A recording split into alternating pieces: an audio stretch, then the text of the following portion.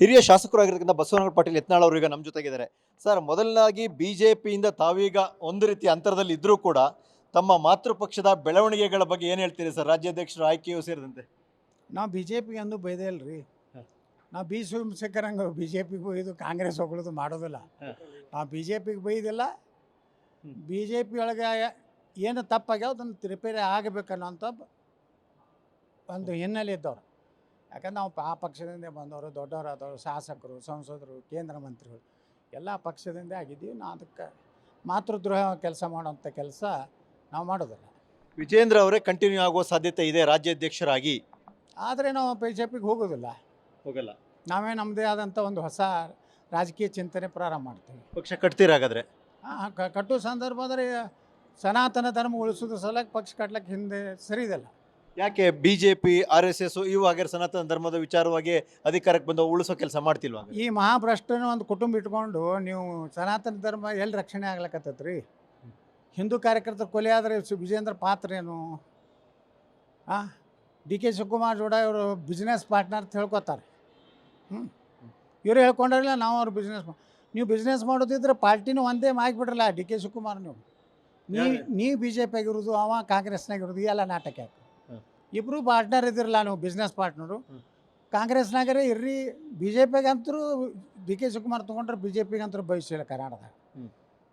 ವಿಜೇಂದ್ರ ಅವ್ರು ಕಾಂಗ್ರೆಸ್ಸಿಗೆ ಹೋದ್ರೆ ಹೋಗಲೇಕಲ್ರಿ. ಮತ್ತು ಅಲ್ಲಿ ಆದ್ರೆ ಬಿಸ್ನೆಸ್ ಪಾರ್ಟ್ನರ್ ಆಗ್ತಾರೆ, ಪಾರ್ಟಿ ಪಾರ್ಟ್ನರ್ ಆಗ್ತಾರೆ. ಅಲ್ಲಿಗೆ ಹೋಗ್ಲಿ ಅಂತ ನೀವು ಹೋಗಲಿ.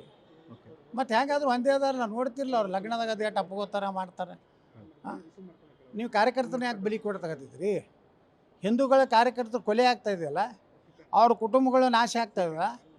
ಇವತ್ತು ಮಂಗಳೂರಿನಲ್ಲಿ ಏನದು ಹಿಂದೂ ಕಾರ್ಯಕರ್ತರ ಪರಿಸ್ಥಿತಿ ಅನಾಥ ಆದವಲ್ಲ ಆ ಕುಟುಂಬಗಳು, ಬಡವ್ರ ಕುಟುಂಬಗಳು, ಹಿಂದುಳಿದವರು, ದಲಿತರು ಯಾರು ಕೊಲೆ ಆಗ್ತಾಯಿದ್ದಾರೆ ರಾಜ್ಯದಲ್ಲಿ.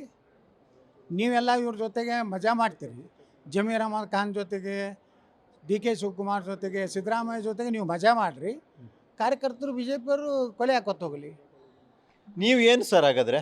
ನೀವು ಅನಾಥ ಶಿಶುನ ಅಥವಾ ಪರಿತ್ಯಕ್ತ ಮಗುನ ಏನು ಯಾಕೆ ಮತ್ತು ನಿಮ್ಮ ಮಾತೃ ಪಕ್ಷ, ನೀವು ತಾಯಿ ಸಮಾನ ಎಲ್ಲ ಹೇಳ್ತೀರಿ, ನಿಮ್ಮನ್ನ ಯಾಕೆ ಮತ್ತೆ ದೂರ ಇಟ್ಟರು? ಹಿಂಗೆ ಒಮ್ಮೆ ಇಡ್ತಾ ಕರ್ಣನ ಯಾಕೆ ದೂರ ಇಟ್ಟಿದ್ರು? ಕರ್ಣ ಯಾರ ಮಗ? ಧರ್ಮರಾಜಕ್ಕಿಂತ ದೊಡ್ಡ ಮಗ ಕರ್ಣನೇ. ಹಂಗೆ ಕರ್ಣನ ಪಾತ್ರಧಾರಿ ನಾನು ಕರ್ನಾಟಕದಲ್ಲಿ. ಮೊದಲಿಂದ ನೀವು ಹಂಗೆ ಅಂತೂ ಇಂತೂ ಕುಂತಿ ಪುತ್ರರಿಗೆ ರಾಜ್ಯ ಇಲ್ಲ ಅಂದಂಗೆ ಆಯ್ತಲ್ಲ? ಹಾಗೆ ನಡೀದೆ. ಧರ್ಮ ಯುದ್ಧದಲ್ಲಿ ಒಬ್ಬೊಬ್ಬರ ಹಾಗೆ ಹೋಗ್ತಾರೆ. ಅಭಿಮಾನ ಹೊಡೆದ್ರು. ಧರ್ಮ ಯುದ್ಧದಲ್ಲೇ ಇದಾಯ್ತು. ಈಗ ಅಭಿಮಾನನ ಹೆಸರು ಹೇಳ್ತಾರೆ. ಯಾರು ದುರ್ಯೋಧನ ಹೆಸರು ಹೇಳ್ತಾರೆ, ದುಶ್ಯಾಸನ ಹೆಸರು ಹೇಳ್ತಾರೆ. ಯಾರು ತ್ಯಾಗ ಮಾಡಿರ್ತಾರೆ, ಯಾರು ಬಲಿದಾನ ಮಾಡಿರ್ತಾರೆ ಅವ್ರ ಹೆಸರು ಹೇಳ್ತಾರೆ. ನೀವು ಅಭಿಮನ್ಯು ಯಾವತ್ತೂ ಚಕ್ರವ ಭೇದಿಸ್ಲಿಲ್ಲ ಸರ್. ವೀರಮರಣ ಅಪ್ಪಿರ್ಬೋದು, ನೀವು ಹಂಗಾರೆ ಚಕ್ರವ ಭೇದಿಸಕ್ಕೆ ಆಗಲ್ವ ನಿಮ್ಮ ಕೈಲಿ? ಭೇದಿಸ್ಬೋದು, ಭೇದಿಸ್ಲಿಕ್ಕೆ ಆಗ್ಲಿಕ್ಕಿಲ್ಲ. ಮುಂದಿನ ದಿವಸ ಕಾದು ನೋಡ್ರಿ. ಭೇದಿಸೋದಿಲ್ಲ ಅಂತೂ ಇಲ್ಲ, ಭೇದಿಸಲಾರ್ದೇ ವಿಫಲನೂ ಆಗ್ಬೋದು. ವಿಜೇಂದ್ರ ಅವರೇ ರಾಜ್ಯಾಧ್ಯಕ್ಷರಿಗೆ ಮುಂದುವರೆದ್ರೆ ನೀವು ಪಕ್ಷ ಕಟ್ಟೋದು ಗ್ಯಾರಂಟಿ ಆಗಾದ್ರೆ? 100%. ನಿಮ್ಮ ಜೊತೆ ಎಷ್ಟು ಜನ ಇದ್ದಾರೆ ಸರ್? ಶಾಸಕರಾಗಿದ್ದವ್ರು ಎಷ್ಟು ಜನ ಇದ್ದಾರೆ? ಎಲ್ಲ ನಿಷ್ಠಾವಂತ ಬಿ ಜೆ ಪಿ ನನ್ನ ಕಡೆನೇ ಐತೆ, ನೋಡ್ತೀರಿ. ಇವ ರೊಕ್ಕ ಕೊಟ್ಟು ಟಿಕೆಟ್ ಕೊಡ್ತಾನೆ ಬಿ ಜೆ ಪಿ ಒಳಗೆ, ನಾನು ರೊಕ್ಕ ಕೊಡಲಾರ್ದೆ ಕೊಡ್ತೀನಿ, ನಮ್ಮವ್ರು ಆರಿಸಿ ಬರ್ತಾರೆ. Simple logic. Simple logic. ಪ್ರಾಮಾಣಿಕ ಬಿ ಜೆ ಪಿ ನಿಷ್ಠಾವಂತರಿಗೆ ಟಿಕೆಟ್ ಕೊಡೋದಿಲ್ಲ. ಅವ್ರು ನನ್ನ ಹತ್ರ ಬರ್ತಾರೆ, ಅಂಥವ್ರು ನಾನು ಟಿಕೆಟ್ ಕೊಡ್ತೀನಿ.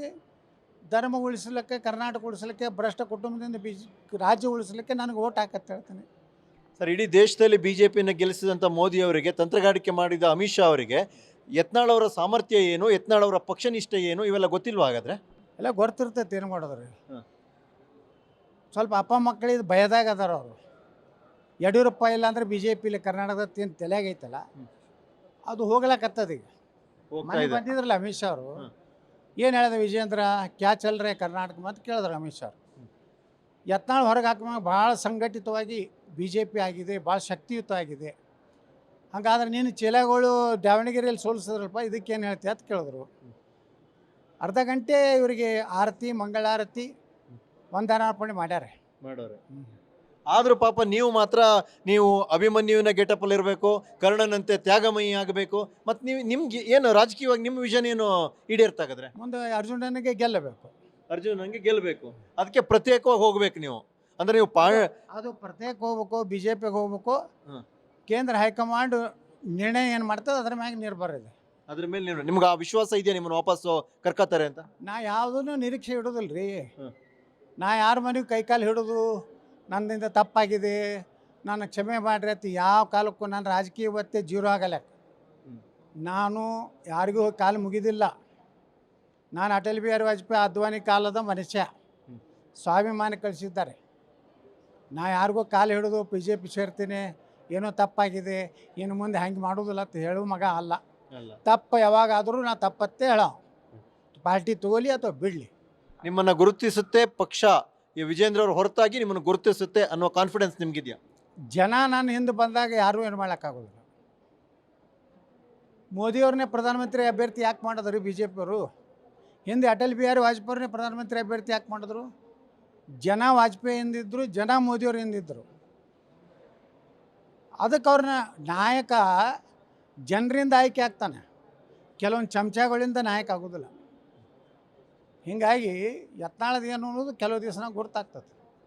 ಸಾಮರ್ಥ್ಯ ಗುರ್ತಾಗೈತಿ ಈಗ, ಗೊತ್ತಾಗಿದೆ. ಹಾಂ, ಹಾಗೇನಿಲ್ಲ. ನೀವು ಏನು ಅಂದಾಜು ಮಾಡಿರಲ್ಲ, ನೀವಂದ್ರೆ ನೀವಲ್ಲ, ಕೆಲವೊಂದು ಮಾಧ್ಯಮದವ್ರು ವಿಜೇಂದ್ರ ಬಿಟ್ಟರೆ ಜಗತ್ತಿನಾಗೆ ಬೆಳಕೆ ಬೀಳೋದಿಲ್ಲ ಅಂತೇನು ಅಂದಾಜು ಕೆಲವೊಂದು ಮಾಧ್ಯಮದವ್ರು ಮಾಡ್ಯಾರಲ್ಲ, ಅವೆಲ್ಲ ಯಾಕೆ ಮಾಡ್ಯಾರ ಅನ್ನೋದು ಜನರಿಗೆ ಗೊರ್ತದೆ. ನನ್ನ ಶಕ್ತಿ ನನಗೆ ಗೊತ್ತಿದೆ. ಮತ್ತು ನಾನು ಜೀರೋ ಆಗ್ಲಿಕ್ಕೂ ತಯಾರಿದ್ದೀನಿ, ಹೀರೋ ಆಗ್ಲಿಕ್ಕೂ ತಯಾರಿದ್ದೀನಿ. ಹಿಂಗಿದ್ದಾಗ ಯಾರೂ ಏನು ಮಾಡೋದಾಗೋದಿಲ್ಲ. ನಾನು ಶಾಶ್ವತವಾಗಿ ಅಧಿಕಾರಿ ಬೇಕು, ಕೈಕಾಲು ಹಿಡೋದಾಗಲಿ, ತಪ್ಪಾಗೈತಾಗಲಿ ಅಂತ ಎಂದೂ ಅಂದಿಲ್ಲ, ಇನ್ನು ಮುಂದೂ ಅನ್ನೋದಿಲ್ಲ, ಕ್ಷಮೆ ಬಿಡೋದಿಲ್ಲ, ಖೇದ ವ್ಯಕ್ತಪಡಿಸೋದಿಲ್ಲ, ವಿಷಾದ ವ್ಯಕ್ತಪಡಿಸೋದಿಲ್ಲ. ಸರ್, ಕಾಂಗ್ರೆಸ್ಸಲ್ಲಿ ಏನು ಸರ್ CM ಬದಲಾವಣೆ ವಿಚಾರದಲ್ಲಿ ಜಟಾಪಟಿ, ಶಾಸಕರುಗಳು ಮಿನಿಸ್ಟ್ರುಗಳ ಬಗ್ಗೆ ಹೇಳ್ತಾರೆ. ಸಿದ್ದರಾಮಯ್ಯ ನಾನು 5 ವರ್ಷ ಅಂತಾರೆ, ನಾನು ಸರೆಂಡರ್ ಆಗಿದ್ದೀನಿ ಅಂತ DK ಶಿವಕುಮಾರ್ ಹೇಳ್ತಾರೆ. ಏನು ನಡೀತದೆ? ಎಲ್ಲ ಹತಾಶೆ ಆಗ್ಯಾರ ಅವ್ರು. ಈಗೇನಾದ್ರು ವಿಸರ್ಜನೆ ಮಾಡಿದ್ರೆ ಕರ್ನಾಟಕದಾಗ ಸಾಪ್ ಆಗ್ತೈತೆ ಗುರ್ತೈತಿ. ಅದಕ್ಕೇನು ಬಡದಾಡಿ ನಾ ಮುಖ್ಯಮಂತ್ರಿ ಮುಂದುವರಿತೀನಿ ಅಂತ ಹೇಳ್ತಾರೆ. ಇವ್ರು ಹಿಂದಿನ ಭಾಗಲ್ಲೇ ತಮ್ಮ ಚೇಲಾಗಳ ಕಡೆಯಿಂದ ಇನ್ನೂ 1 ತಿಂಗಳಲ್ಲಿ ಸಿದ್ದರಾಮಯ್ಯ DK ಶಿವಕುಮಾರ್ ಮುಖ್ಯಮಂತ್ರಿ ಆಗ್ತಾರೆ ಅಂತ ಹೇಳ್ತಾರೆ. ಅವ್ರಿಗೆ ನೋಟಿಸ್ ಕೊಡ್ತಾರೆ. ಎಲ್ಲ ಒಂದು ದೊಡ್ಡ ಡ್ರಾಮಾ ಕಂಪ್ನಿ ನಡೆದಿದೆ. ಈ ಡ್ರಾಮಾ ಭಾಳ ದಿವಸ ನಡೆದಿಲ್ಲ ಯಾವುದೇ ರಾಜಕಾರಣದಲ್ಲಿ. ಇದು ಒಮ್ಮೆ ಹಿಂಗೆ ತಿರುಗುದೆ. ನೀವು ನೋಡ್ತಾ ಇರೋದು ಈ ಸರ್ಕಾರ ಮುಂದಿನ ಮುಖ್ಯಮಂತ್ರಿ ಯಾರು ಆಗ್ತಾರೆ ಸಿದ್ದರಾಮಯ್ಯ ನಂತರ ಅಲ್ಲ. ಸಿದ್ದರಾಮಯ್ಯ ಇಳಿದ್ರಾಗ ವಿಸರ್ಜನೆ ಆಗಿ ಹೋಗ್ತದೆ, ಅಲ್ಲೇನು ಮುಂದಿನ ಮುಖ್ಯಮಂತ್ರಿ ಆಗ್ತಾರೆ. ಸಿದ್ದರಾಮಯ್ಯ ಹೇಳಿದ ಕೂಡಲೇ ವಿಸರ್ಜನೆ fix 100%. Sir, BJP MLC Ravikumar ಅವರು ಸರ್ಕಾರದ ಮುಖ್ಯ ಕಾರ್ಯದರ್ಶಿಯವರ ವಿಚಾರದಲ್ಲಿ ಒಂದು ಆಕ್ಷೇಪಾರ್ಹ ಮಾತನಾಡಿದ್ದಾರೆ ಅನ್ನುವಂಥದ್ದು ವಿವಾದ ಆಗಿದೆ. ಅವರದ್ದು ದೂರುಗಳು ಕೂಡ ದಾಖಲಾಗ್ತಿದೆ. ಏನು ಸರ್ ಪದೇ ಈ ರೀತಿ ವಿವಾದಗಳು? ನೋಡಿ, ಯಾವುದೇ ಅಧಿಕಾರಿಗಳ ಬಗ್ಗೆ, ಅದರಲ್ಲಿ ವಿಶೇಷವಾಗಿ ಮಹಿಳೆಯರ ಬಗ್ಗೆ, ಆ ಅಧಿಕಾರಿಗಳಿಗೆ ನಾವು ನೋಡಿ, ಅವರು ಒಬ್ಬ ಚೀಫ್ ಸೆಕ್ರೆಟರಿ ಆಫ್ ಕರ್ನಾಟಕ, ಹಿಂದೆ ಅಲ್ಲಿ ಕಲಬುರಗಿ DC ಅವ್ರ ಬಗ್ಗೆ ಮಾತಾಡಿದ್ರು. ಇದು ರವಿಕುಮಾರ್ ಎಲ್ಲ ವಿಜೇಂದ್ರನ ಸಲಹೆ ಮ್ಯಾಗ ಮಾತಾಡ್ಲಕತ್ತಾರ ಅಂತ ಅನಿಸ್ತೈತೆ. ವಿಜೇಂದ್ರ ಅವ್ರ ಸಲಹೆ ಮೇಲೆ ರವಿಕುಮಾರ್ ಒಬ್ಬ ಸಂಘಟನೆಯಿಂದ ಬಂದವರು. ಚೀಫ್ ಸೆಕ್ರೆಟರಿ ಬಗ್ಗೆ ಅದು ಹಿಂಗೆ ಮಾತಾಡಬಾರ್ದು. ನನ್ನ ವೈಯಕ್ತಿಕ ಅಭಿಪ್ರಾಯ. ಅವರು ಒಬ್ಬ ಪ್ರಬುದ್ಧ ರಾಜಕಾರಣಿ ಅದಾರೆ. ಅವ್ರಿಗೆ ಯಾಕೆ ಸಲಹೆ ಯಾರು ವಿಜೇಂದ್ರ ಕೊಡ್ಲಾಕತ್ತಾನೋ, ಅವರ ಪೂಜ್ಯ ತಂದೆ ಕೊಡ್ಲಾಕತ್ತಾನೋ ಗೊತ್ತಿಲ್ಲ. ಇವ್ರಿಗೆ ಅನ್ಸದ ಅವ್ರು ಹೇಳಿದಂಗೆ ಇವ್ರು ಮಾತಾಡ್ತಾರೆ. ಆ ಪೂಜ್ಯ ತಂದೆಯವರು ಮಾರ್ಗದರ್ಶನದಲ್ಲಿ ಕೆಲವು ಮಂದಿ ಅದಾರೆ. ಅವ್ರು ಹೇಳ್ತಾರೆ, ಇವ್ರು ಮಾತಾಡ್ತಾರೆ. ಆ ಚಲವಾದ ನಾರಾಯಣ ಸ್ವಾಮಿ ಪಾಪ ಖರ್ಗೆಯವ್ರನ್ನ ಸರಿಯಾಗಿ ಬೆಂಡ್ ಎತ್ತಿದ್ರು. ಪೂಜ್ಯ ತಂದೆಯವ್ರ ಮನೆಗೆ ಕರೆದು ಇನ್ನು ಮ್ಯಾಗ ಖರ್ಗೆಯವ್ರಿಗೆ ಏನು ಮಾತಾಡಬಾರ್ದಪ್ಪ, ನಮ್ಮ ಸಾಕಷ್ಟು ಅವ್ರ ಬಳಿ ವೀಕ್ನೆಸ್ ಸಿಕ್ಕಿವೆ, ನಾನು ಮುಗಿಸ್ಬಿಡ್ತಾರಪ್ಪ ಅಂತ ಹೇಳಿದ್ರು. ಚಲವಾದ ನಾರಾಯಣ ಸ್ವಾಮಿ ಗಪ್ಪ ಆಗಿಬಿಟ್ರು. ಅದಕ್ಕೆ ಅವ್ರು ಯಡಿಯೂರಪ್ಪನವ್ರಿಗಾಗಿ ಇವ್ರು ಗಪ್ಪ ಆದರು. ಇದ್ರ ಮಾತಾಡ್ತಿದ್ರು. ಪಾಪ ಒಳ್ಳೆಯ ರೀತಿ ಚಲವಾದ ನಾರಾಯಣ ಸ್ವಾಮಿ ಒಬ್ಬ ದಲಿತ ಮುಖಂಡಾಗಿ ಭಾಳ ಸಮರ್ಥವಾಗಿ ವಿರೋಧ ಪಕ್ಷದ ಕೆಲಸ ಮಾಡ್ತಾಯಿದ್ರು. ಖರ್ಗೆಯವ್ರ ವಿರುದ್ಧ ಯಾರೂ ಮಾತಾಡೋದಿಲ್ಲ ಕರ್ನಾಟಕದಲ್ಲಿ. ಅದನ್ನು ಅವ್ರು ಮಾಡಕ್ಕೆ ಅವ್ರನ್ನ ಬಾಯಿ ಬಂದ್ ಮಾಡಿಸಿದ್ರಲ್ಲ. ಯಾಕೆ ಬಂದ್ ಮಾಡಿಸಿದ್ರು ಪೂಜ್ಯ ತಂದೆಯವರು? ತಪ್ಪಲ್ಲ. ವಿರೋಧ ಪಕ್ಷದ ನಾಯಕರಾಗಿ ಪ್ರಿಯಾಂಕಾ ಖರ್ಗೆ ಅವರು ಪ್ರಶ್ನೆಗಳಿಗೆ ಉತ್ತರ ಕೊಡ್ತಾಯಿದ್ರು. ಇವತ್ತು RSS ನನ್ನ ಸರ್ಕಾರ ಕೇಂದ್ರ ಬಂದು ಬ್ಯಾನ್ ಮಾಡ್ತೀನಿ ಅಂತ ಹೇಳಿದ್ರು. ಎಷ್ಟು ಮಂದಿ BJP ಲೀಡರ್ ಅದಕ್ಕೆ ಉತ್ತರ ಕೊಟ್ಟರಿ? ಅದು ಪ್ರಿಯಾಂಕಾ ಖರ್ಗೆಗೆ ದಮ್ ಐತೆ RSSನ್ನು ಬ್ಯಾನ್ ಮಾಡೋದು. ಹಿಂದೆ ನೆಹರೂಗೆ ಆಗಿಲ್ಲ, ನೆಹರೂನು ಭಾಳ ಕೆಸದಾಡ RSS ಬ್ಯಾನ್ ಮಾಡ್ತೀನಿ ಅಂತೇಳಿ. ಕಾನೂನಿನಲ್ಲಿ ಸುಪ್ರೀಂ ಕೋರ್ಟ್ನಲ್ಲಿ ಚೀಮಾರಿ ಹಾಕ್ಸ್ಕೊಂಡ್ರು ಅವಾಗ RSS ಬ್ಯಾನ್ ಮಾಡ್ಲಿಕ್ಕೆ ಹೋಗಿ. ಈ ಖರ್ಗೆ ಏನು ಮಾಡ್ತಾನೆ ರೀ? ಖರ್ಗೆ ಅವರಿಗೆ ಅಂಬೇಡ್ಕರ್ ಜೀವನ ಚರಿತ್ರೆ ಗೊತ್ತಿಲ್ಲ. ಬಾಬಾ ಸಾಹೇಬ್ ಅಂಬೇಡ್ಕರ್ ಹೇಳಿದ್ದಾರೆ, ಕಾಂಗ್ರೆಸ್ ದಲಿತರು ಎಂದು ಹೋಗಬಾರ್ದು, ಅದು ಉರಿತಿರೋ ಮನೆ, ಅದು ದಲಿತರ ವಿರೋಧಿ. ಅಂಬೇಡ್ಕರ್ನ ಅಪಮಾನ ಮಾಡಿ ಭಾರತ ರತ್ನ ಕೊಳ್ಳಾರ್ದು ಕಾಂಗ್ರೆಸ್ಸು. ಅಂಬೇಡ್ಕರ್ ಅವರಿಗೆ ದೆಹಲಿಯಲ್ಲಿ ಅವ್ರ ಅಂತಿಮ ಸಂಸ್ಕಾರ ಮಾಡಲಿಕ್ಕೆ ಜಾಗ ಕೊಳ್ಳಾರ್ದು ಕಾಂಗ್ರೆಸ್ಸು. ಅವರು ರಾಜೀನಾಮೆ ತೊಗೊಂಡ್ಮೇಲೆ ಜವಾಹರ್ಲಾಲ್ ನೆಹರು ಹೇಳ್ತಾನೆ ಇಂಥವ್ನು ಭಾಳ ಮಂದಿ ನಾನು ನೋಡ್ತೀನಿ ಅಂತೇಳಿ ವಲ್ಲಭಾಯ್ ಪಟೇಲ್ರಿಗೆ ಒಂದು ಪತ್ರ ಬರೀತಾರೆ. ಇಂಥ ಅಂಬೇಡ್ಕರ್ ಅಪಮಾನ ಮಾಡಿದಂಥ ಕಾಂಗ್ರೆಸ್ನಲ್ಲಿರುತ್ತ ಪ್ರಿಯಾಂಕಾ ಖರ್ಗೆ RSS ಬಗ್ಗೆ ಮಾತಾಡೋ ನೈತಿಕತೆ ಇಲ್ಲ. ಬಟ್ ಯಾರು ಬಿ ಜೆ ಪಿಯವ್ರು ಜಾಸ್ತಿ ಮಾತಾಡಲಿಲ್ಲ ನಿಮ್ಮ ಪ್ರಕಾರ? ಅವ್ರು ಮಾತಾಡಲಿಲ್ಲ. ಯಾರು ಮಾತಾಡ್ರಿ ಹೇಳಿ, ನೀವೇ ಹೇಳಿ ನೋಡೋಣ. ಮಾತಾಡೋದಿಲ್ಲ ಅವರು. ಪ್ರಿಯಾಂಕಾ ಖರ್ಗೆ ಅಂದ್ರೆ ನಾವು ವಿಜೇಂದ್ರ ಅಂಜಿ ಸಾಯ್ತಾನೆ. ಏನಕ್ಕೆ? ಅದಕ್ಕೆ ಅವ್ನಿಗೆ ಹೋಗಿ ಕೇಳ್ರಿ, ನೀನು ಏನು ಫೈಲ್ ಇಟ್ಕೊಂಡು ನಾನು ಪ್ರಿಯಾಂಕಾ ಅಂತ ಕೇಳ್ರಿ, ಗೊತ್ತಾಗ್ತೈತಿ. ಇದು ಶಾಸಕರಾಗಿರ್ತಕ್ಕಂಥ ಯತ್ನಾಳ್ ಅವರ ಮಾತು. ಅಂದರೆ ಇಡೀ ಇದರಲ್ಲಿ ಬಿ ಜೆ ಪಿ ಈಗ ಅಂದರೆ ಅವರು ಅಧಿಕಾರಕ್ಕೆ ಬರೋಕ್ಕೆ ಸಾಧ್ಯ ಇಲ್ಲ, ನಾನು ಬೇಕಾದ್ರೆ ಪ್ರತ್ಯಕ್ಷ ಪಕ್ಷವನ್ನು ಕಟ್ಟೋಕ್ಕೂ ಕೂಡ ಸಿದ್ಧವಿದ್ದೀನಿ, ಎಲ್ಲದಕ್ಕಿಂತಾಗಿ ವಿಜೇಂದ್ರ ಇರೋ ತನಕ ನಾನು ಬಿ ಜೆ ಪಿಗೆ ಹೋಗಲ್ಲ ಅನ್ನುವಂಥ ಮಾತು ಯತ್ನಾಳ್ ಅವ್ರದ್ದು. ಕ್ಯಾಮ್ರಾ ಪರ್ಸನ್ ರಾಜು ಜೊತೆ ಸುಕೇಶ್, ಪಬ್ಲಿಕ್ ಟಿವಿ, ಬೆಂಗಳೂರು.